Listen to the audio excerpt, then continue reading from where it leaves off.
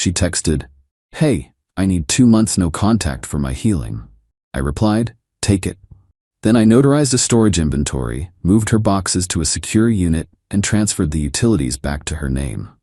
The moment the power shut off, her healing ended with a panic call.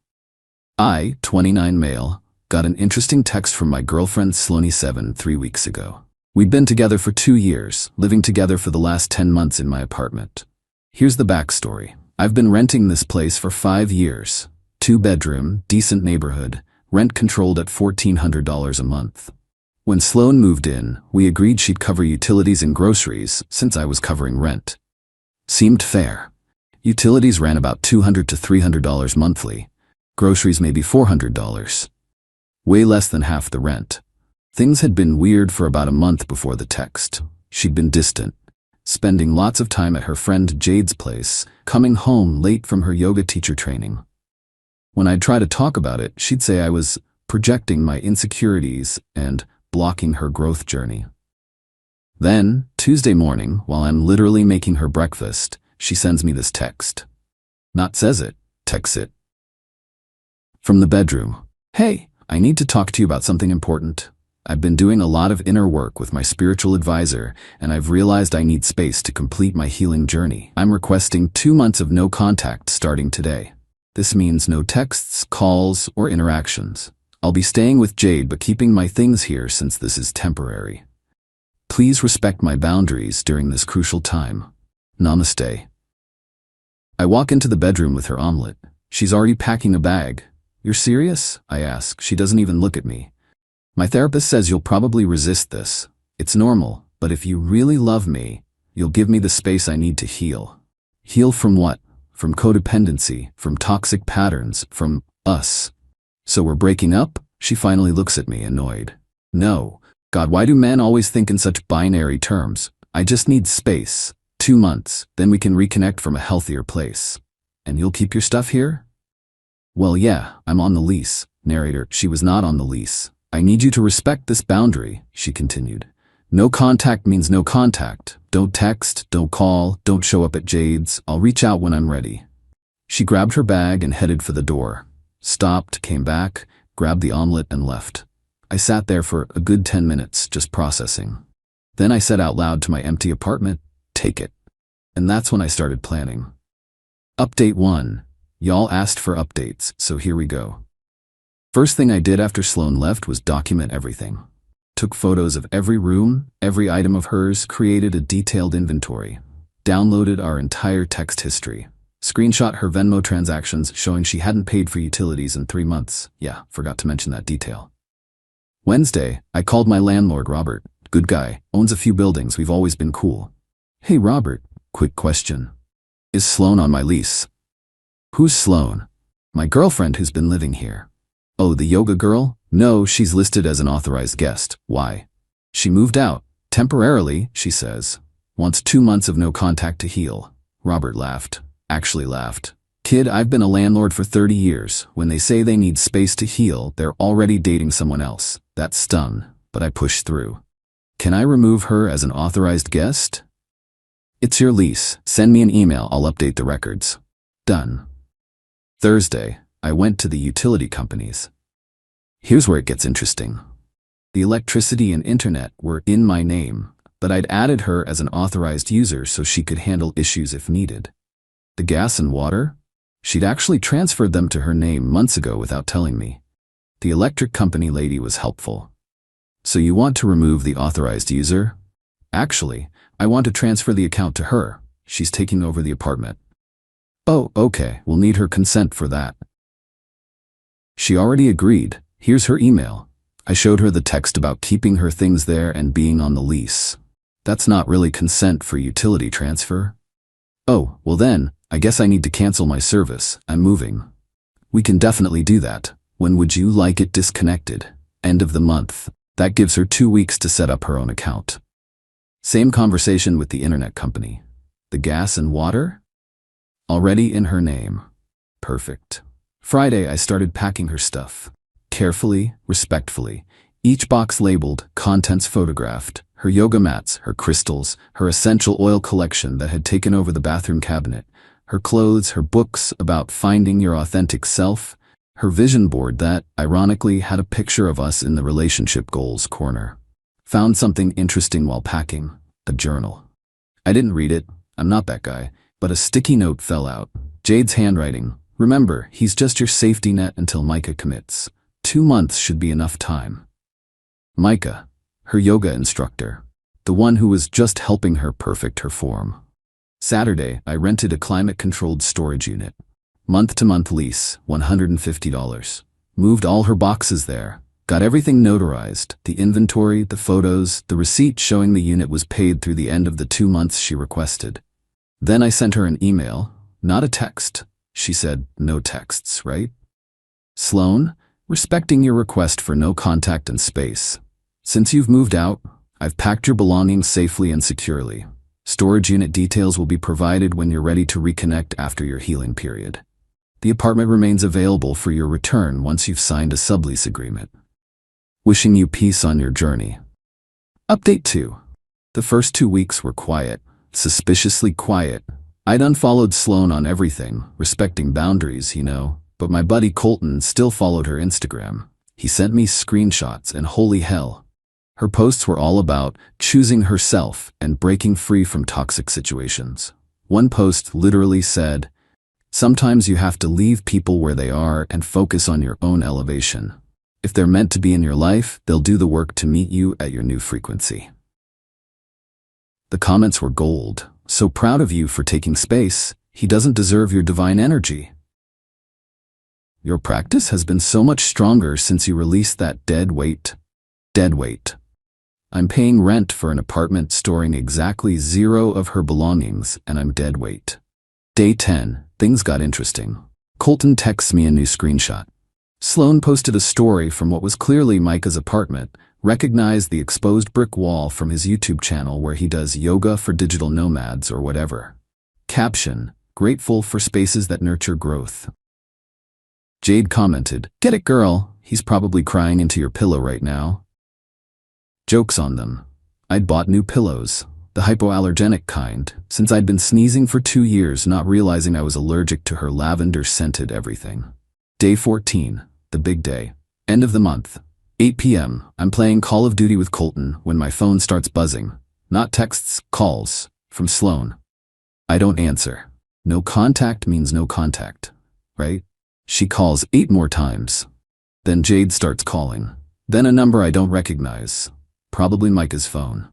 Finally, a voicemail. "What the hell did you do? The power is off. The internet is off. I came to get some stuff and nothing works. This is illegal. You can't just shut off utilities. I live there. Call me back now." Then Jade leaves one. "You're seriously messed up, you know that? Sloan is going through a spiritual awakening and you're playing petty games? She has rights. We're calling a lawyer." I texted Colton. They're at the apartment. "Bro, didn't you say she wanted no contact?" Me. Guess her healing required my Wi-Fi password. Update 3. The next morning, I woke up to 37 missed calls. Not texts, because she was still respecting the no contact boundary by only calling. Make it make sense. I didn't respond, but I did check the apartment building's Facebook group. I'm still a resident for 4 more months, after all. Sloan had posted, "Urgent. Does anyone know why the power and internet would be shut off in Unit 3B? The landlord says I'm not authorized to get information. This is my home, and I'm being illegally evicted. Any lawyers in the building?" Robert, beautiful Robert, responded, "Miss Sloan, you are not now, nor have ever been, a tenant in Unit 3B. The authorized tenant has informed me you've moved out. If you're having utility issues, perhaps contact the utility companies to establish service in your name." Her response, "I never moved out. I'm temporarily staying elsewhere for mental health reasons."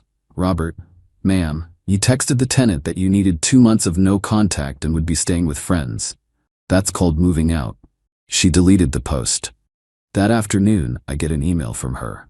Subject line, "Urgent. Response required. This is formal notice that you are violating my rights as a tenant. I have established residency through the following: receiving mail at this address, Amazon packages count, personal belongings on premises, where are my things? Verbal agreement to share expenses. I bought groceries sometimes. Intimate relationship with leaseholder, irrelevant but whatever. I demand immediate restoration of utilities and return of my belongings. If these demands are not met within 24 hours, I will pursue legal action. Also, this is not breaking no contact, as this is a legal matter, not personal communication.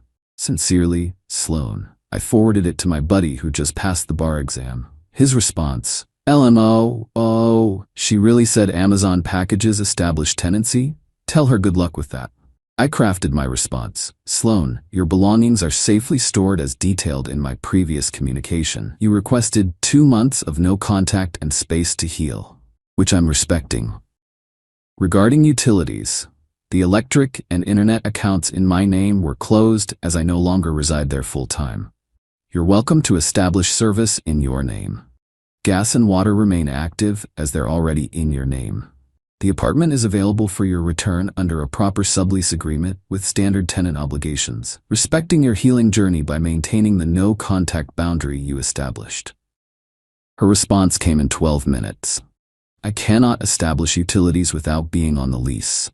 You know this. My reply, then perhaps you should have considered that before moving out. Storage unit information will be provided at the end of your requested 2-month healing period. 31 days remaining. Update 4. Things escalated fast after the utility situation. Sloan tried a new tactic. She sent Micah to the apartment. Yeah, the yoga instructor she was definitely not hooking up with showed up at my door Sunday afternoon. Hey man, he said, trying to do that bro handshake thing. We need to talk about Sloan. No, we don't. Please leave. Look, I know you're hurt, but this is getting out of hand. She just needs her things. Her things are safe. She can get them in 31 days when her no-contact period ends. Bro, be reasonable. She needs her work laptop. Interesting. She told me she was taking a sabbatical from work for her healing. His face did this twitch thing. Yeah, well, she needs it for meditation apps. Meditation apps on her work laptop. Look, just give me her stuff and we'll leave you alone. Can't do that. Legal liability. Only Sloan can claim her belongings, and she requested no contact. He stepped closer, puffing up. Don't make me. Make you what? Assault me on camera? I pointed to my video doorbell. Please, make my day. He deflated and left. 20 minutes later, Sloan emails again. Micah says you were aggressive and threatening. This is harassment. Also, I need my laptop for work. I lied about the sabbatical. Happy? I'm still working because someone has to be responsible. I didn't respond, but I did check something. Called her company's HR. I knew the number from when she'd made me call in sick for her multiple times. Hi, I'm trying to return some equipment that was left at my apartment. Laptop and some other devices belonging to Sloan. Oh, yes, we've been trying to reach her. She hasn't returned company property since her termination 2 weeks ago. Can you bring it to our office? Termination? Yes, job abandonment. She stopped showing up 3 weeks ago. No call, no show. We had to let her go. Interesting. So she got fired before she asked for no contact. I emailed Sloan. Your company contacted me about returning their property. I've coordinated with their IT department for pickup from the storage unit. They'll be in touch about the termination paperwork you haven't completed. Her response was immediate. You had no right to contact my employer. Former employer. They contacted my landlord looking for you. I was helping return their property.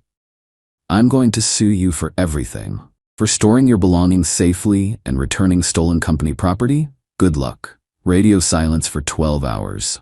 Then at 2 a.m., the real panic set in. Please, I need my things. I can't afford a lawyer. Micah's roommate is coming back from abroad and I can't stay there. Jade's boyfriend is fed up with me being there. I have nowhere to go and no job. And my things are in storage, and I can't even afford to get the electricity turned back on, and the gas bill is overdue, and I didn't respond. No contact means no contact. Final update. The 2-month mark is still 3 weeks away, but this story has reached its conclusion. Last Tuesday, I get a call from Robert, the landlord. Hey kid, thought you should know. Your ex showed up at my office crying, asking to be added to your lease. Said you two had reconciled. We haven't even spoken. I figured, but here's the thing. She's 3 months behind on the gas bill. They're shutting it off tomorrow. Remember how she'd put the gas in her name without telling me? And apparently hadn't paid it in months while I thought she was handling utilities? Also, Robert continued, she said she's been staying in the unit. Is that true? I haven't been there in 3 weeks. She has no key. She told me you gave her one. Check your records. I only have 2 keys, both in my possession. Turns out she'd been climbing in through the unlocked bathroom window. The one she always complained about me wanting to fix the lock on because who's gonna climb up 2 stories? Robert was not amused. That's breaking and entering. I need to evict her. She's not a tenant. Just call the cops. Already did. Wednesday morning, Colton sends me screenshots from Sloane's Instagram. It's a rant about narcissistic exes and financial abuse, and the system protecting abusers. But the best comment was from Micah. Stop posting about this. You said you were single when we started dating. This is getting weird. Oh, she told him we'd broken up months ago. He thought he was dating a single woman, not helping her cheat. The comment section exploded. Jade tried defending her, but even she seemed confused about the timeline. Someone from Sloane's former job commented, "Didn't you say you quit to travel with your new boyfriend? Why are you saying your ex financially abused you?" The post was deleted within an hour. Thursday, I get a text from an unknown number. "This is Sloane. I'm using Jade's phone. Please, I need help. I'm sorry about the no contact thing. I was confused. Can we talk?" I didn't respond. Friday, she sent one final email. "I know you hate me. I get it. I messed up. Micah dumped me when he found out I lied. Jade's sick of me. My parents think I'm having a breakdown. I just wanted space to figure things out with Micah, without feeling guilty. I didn't think you'd actually give me space. I thought you'd fight for me. For us. I thought you'd beg me to come back, and I could use that to show Micah you were controlling. Instead, you just let me go. And took everything with you. The storage unit wants $150 for next month, and I don't have it. I'm starting a new job next week at a coffee shop. Can you at least let me get my work clothes?" I did one last thing. I prepaid the storage unit for 1 more month and emailed her the access code. Added one line, "Unit is paid through next month. After that, it's your responsibility. Your healing period officially ends in 19 days. Please respect the no-contact boundary until then." She didn't wait 19 days. She got her stuff that afternoon. According to the storage facility, I made friends with the guy working there. She came with some dude in a pickup truck. Not Micah. Not anyone I knew. Probably someone she met on Tinder that morning. She loaded everything up, complaining the whole time about what a psycho I am. The storage guy told me she said, he actually thought I meant no contact. What kind of person does that? "The kind who respects boundaries," he replied. She left behind one box. The one with all our photos and memories. The storage guy asked if I wanted it. I told him to toss it. It's been a week now. I'm still in my new place. I actually did move. Signed a lease on a nice 1-bedroom, no roommates, no drama. Sloane's tried reaching out through multiple channels. Instagram, LinkedIn, even tried to Venmo, request me $50 with the message, "For the pain you caused." I declined the request. The last I heard from Jade, who messaged me to apologize for her part in everything, Sloane's living with her parents, working at that coffee shop, telling everyone I emotionally manipulated her by taking her boundaries too seriously. But here's the kicker. Micah posted a YouTube video called "How to Spot Emotional Manipulation in Relationships." It's 45 minutes of him basically describing his relationship with Sloane without naming names. My favorite quote: "When someone tells you they need space, but gets angry when you give it to them, they don't want space, they want control." The video has 200K views. Sloane commented from a fake account, "This is about me, isn't it? Really professional, Micah." He replied, "This video is for educational purposes based on common behavioral patterns. Any resemblance to specific individuals is coincidental." Someone replied to her comment, "Girl, if you think this is about you, that says more about you than the video does." So she asked for 2 months of no contact to heal. I gave her exactly what she asked for. Turns out what she really wanted was 2 months of me paying for her apartment while she test drove a new relationship, keeping me as a backup plan. Instead, she got what she actually asked for: space, distance, and the opportunity to heal without any of my toxic support like free housing and covered utilities. Funny how healing becomes a lot less appealing when you have to pay for it yourself. Eat it. Since everyone's asking, yes, I kept all the documentation.